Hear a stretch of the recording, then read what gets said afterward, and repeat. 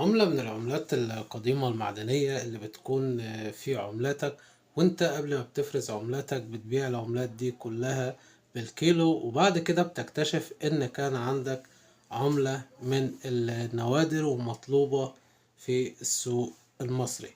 ايه هي العملة اللي معانا النهاردة؟ معانا النهاردة الدرهم الاماراتي، والتاريخ النادر جدا واللي يتجاوز سعره 10,000 جنيه مصري. طبعا معظم الناس معاها عملات معدنية كتير جدا، ولكن مش عارفة ايه اللي بيكون مطلوب ولا عارفة تفرز العملات ازاي. تابع معايا القناة. بنعرض كل العملات اللي مطلوبة والتواريخ النادرة جدا والتواريخ اللي فيها أخطاء سك. الناس اللي ما تعرفش يعني ايه تاريخ خطأ السك، تاريخ الخطأ السك هو أصدر منه كمية قليلة جدا وتم سكها في السوق. أما التواريخ اللي هي الصحيحة زي اللي هنتكلم عليها في الفيديو ده، دي أصدر منها كميات كبيرة جدا متوفرة مع كل الناس وموجودة في السوق المصري. معانا هنا درهم الإماراتي، واضح كده. معظم الناس معاها تاريخ اللي هو السبعينات، وناس معاها تاريخ التمانينات، ولكن مش عارفين التاريخ اللي مطلوب واللي سعره بيتجاوز 10,000 جنيه مصري وأكتر. التواريخ أهم حاجة، إنك تتعامل مع العملة بحاجة اسمها تاريخ خطأ سك، زي اللي قلنا عليه في بداية الفيديو. تاريخ الخطأ السك اللي أصدر منه كمية قليلة جدا وتم سكها في السوق. طيب الناس اللي هي معاها من الدرهم الإماراتي تواريخ السبعينات والثمانينات، ايه اللي مطلوب من الحاجات ديت والتواريخ دي؟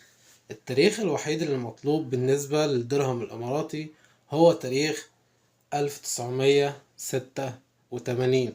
طيب حد هيقول لي اشمعنى 1986 واحنا معانا تاريخ 1900 مثلا حاجة و70، وده تاريخ بيكون قديم عن 1986. زي ما قلنا ما نتعاملش مع العملات بتاريخ قديم وجديد، لا نتعامل مع العملات القديمة بحاجة اسمها تاريخ خطأ السك، زي التاريخ اللي هو 1986. ده بالنسبة للدرهم الإماراتي ده تاريخ خطأ سك، وده تاريخ مطلوب في السوق. لكن تواريخ اللي هي السبعينات ديت حاليا مش مطلوبة. هو بالنسبة للدرهم الإماراتي يكون الشكل كده واضح، والتاريخ بيكون 1986. ده التاريخ الوحيد اللي مطلوب بالنسبة للدرهم الإماراتي. طيب الناس اللي معاها عملات وعايزة تبيع العملات بتاعتها ازاي؟ تدخل تنضم لجروبات الفيسبوك للعملات القديمة في مصر، وتصور العملات اللي عندك صور واضحة وش وظهر، وتكتب بيانات العملات بتاعتك وتسيب رقم للتواصل.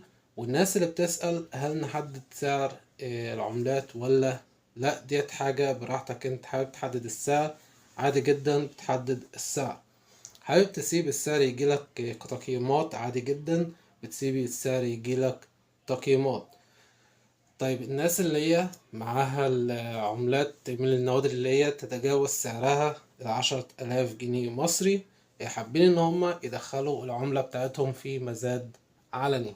برضو على الجروبات دي بتصور العملة بتاعتك وش وظهر وتشوف حابب تبدأ المزاد بتاعك بكام.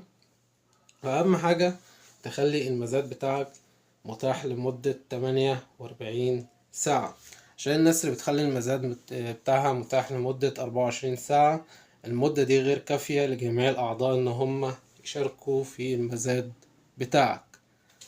زي ما قلنا بالنسبة للدرهم هو تاريخ واحد اللي مطلوب، هو تاريخ 1986.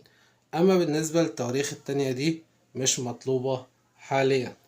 يا ريت اللي استفاد من الفيديو ما ينساش تعملنا بلايك وسبسكرايب وتفعيل زر الجرس على الكل عشان يوصلكم كل الفيديوهات الجديدة. والسلام عليكم ورحمة الله.